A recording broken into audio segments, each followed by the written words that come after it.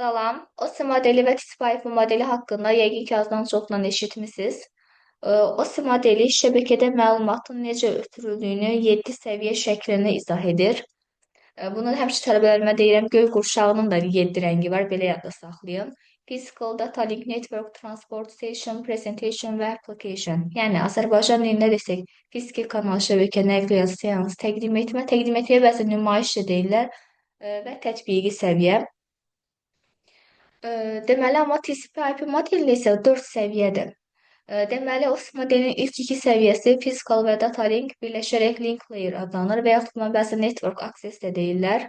Network transport, yəni şəbəkə nəqliyyat olduğu qaydada qalır və yuxarıdakı 3 səviyyə session presentation application və application layer kimi deməli qeyd olunur.